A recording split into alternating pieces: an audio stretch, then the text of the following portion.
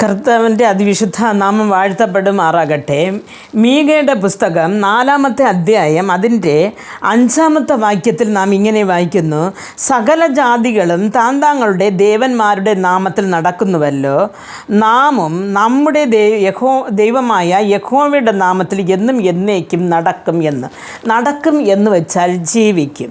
പ്രിയ ദൈവമക്കളെ, ഇവിടെ മീഖ പ്രവാചകൻ പറയാണ്, ഓരോരുത്തരും താൻ്റെ ദൈവങ്ങളുടെ പുറകെ നടക്കുന്നു എന്ന്. അപ്പം നമുക്കറിയാം, നമുക്ക് ചുറ്റുമുള്ളവർ പല ദൈവങ്ങളെ ആരാധിക്കുന്നവരുണ്ട്. മരത്തിന്, കല്ലിന്, മണ്ണിന്, അതേപോലെ വിഗ്രഹങ്ങളെ ആരാധിക്കുന്നവരുണ്ട്.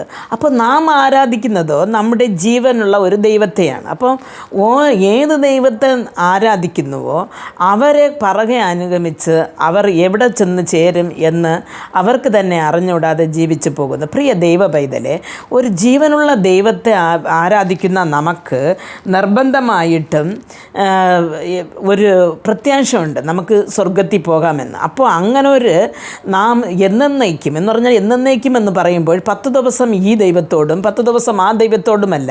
ചിലപ്പോൾ ആ ദൈവത്തിനെ പ്രാർത്ഥിക്കും, അവർക്ക് എന്തെങ്കിലും ഒരു അനുഗ്രഹം കിട്ടി എന്ന് വിചാരിച്ചിട്ട് ഈ ജീവനുള്ള ദൈവത്തെ ത്യജിച്ചിട്ട് അതിൻ്റെ പുറകെ ഓടുന്നവരുണ്ട്. അങ്ങനെയല്ല, എന്നേക്കും എന്ന് പറയുമ്പോൾ നമ്മുടെ ജീവിത അന്ത്യത്തോളം ഈ ദൈവത്തിൻ്റെ പുറകെ നിന്ന് നടക്കുമ്പോൾ നിർബന്ധമായിട്ട് നമുക്കൊരു അനുഗ്രഹത്തിലേക്ക് കാല് ചവിട്ടിക്രമിക്കും.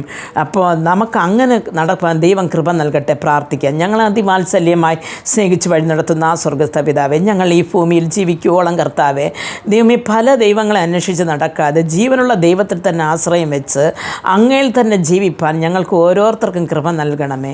ദൈവമേ, ഈ സമയത്ത് കർത്താവേ, കാലിൽ ആരൊക്കെ ദൈവമേ ഏകദൈവത്തിൽ വിശ്വസിച്ച് കാത്തിരിക്കുന്നുവോ അവർക്ക് തക്കതായ ഫലം അങ്ങ് നൽകിക്കൊടുത്തവരുടെ പ്രാർത്ഥനകൾക്ക് മറുപടി നൽകിക്കൊടുക്കുന്ന ഈ ഒരു ദിനമാക്കി നീ മാറ്റിക്കൊടുക്കണമെന്ന് പ്രാർത്ഥിക്കുന്നു.